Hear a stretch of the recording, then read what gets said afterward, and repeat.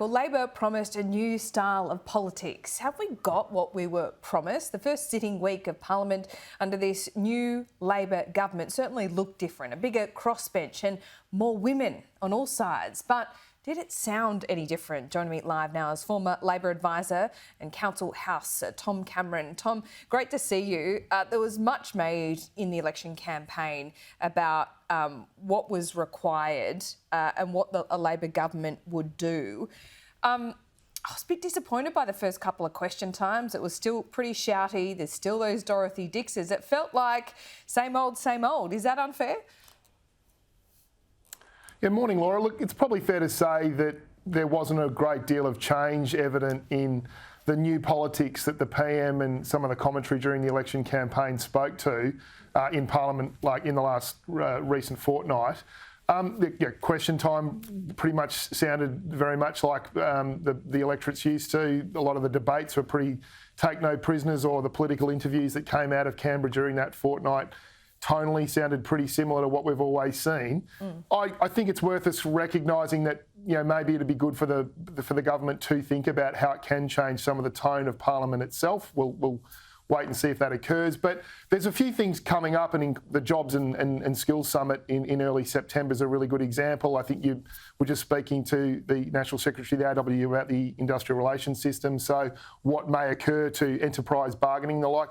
These are probably the examples where the rubber can really hit the road of, are we going to see some new politics? Are we going to see not only a different tone, but a different substance to what the government seek to achieve and reach out to the nation in a way that is fresh and different and probably appeals to their better angels. So I think we can hold on a little bit, but nothing so far. This job summit is a massive deal, in my view, to bring unions and business together, some kind of accord and way forward. At the juncture we're at now, our economy is really important, but there's always going to be posturing. I mean, hearing from Daniel Walton this morning, he's admitted, we do need more migrants. He's always been of that view, to be fair, but to suggest that perhaps all these new migrants filling these jobs and skills shortages need to be default union members. I mean, how do you think that's going to go down with the employer groups?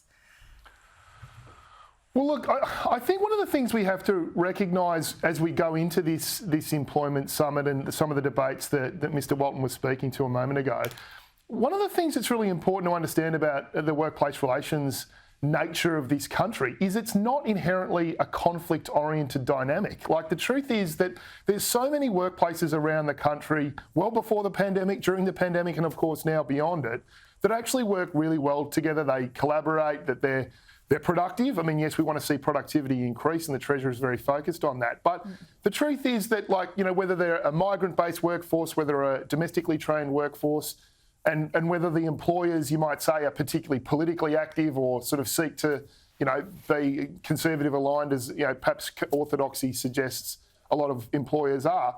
Irrespective of all of that, and whether the workforce is unionised or not, the truth is that a lot of workplaces around the nation are actually working together collaboratively already. So it's just really important, I think, that the summit recognises what do we need to do more of that exists, rather than getting caught up in the sort of 10 or 20% examples where things are a bit contentious. And I think that just recognising that it's not actually as bad as it may seem in terms of how workplaces are operating, even if the political debate tends to focus on the conflict or the difficulties. Yeah, I mean, there's always going to be those difficulties and that conflict. But, I'm also thinking Labor hasn't been in power for 10 years. The unions would be almost salivating over that change, and they don't want to miss an opportunity. So what are they going to try and push for the most, do you think?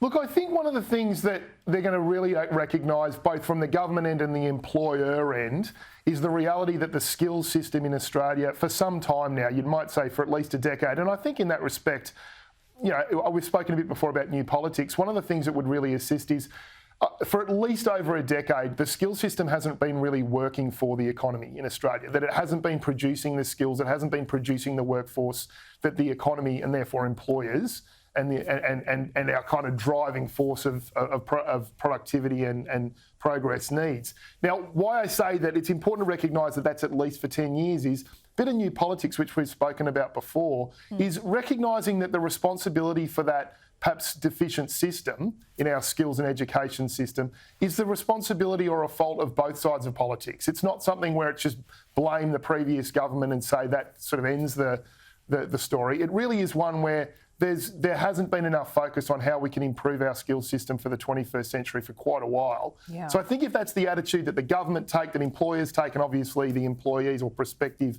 organised labour that are organising them, recognise that, you know, there's been a neglect of this for a really long period of time, but how do we get the skills system producing the employees, the people that our economy needs in the 2020s and beyond will be a really good start. And Tom, not just being opposition for opposition's sake. I mean, I think we've got used to that style of politics. It needs to change. It's hard to see how you do that and also offer an alternative when you're trying to campaign to knock off the government and get back into government from the opposition's perspective. But this is part of a long conversation you and I will have over the weeks and months. But one thing both leaders have agreed on this morning is that Olivia Newton-John is an absolute icon. We've seen heartfelt statements from both Peter Dutton and Anthony Albanese this morning.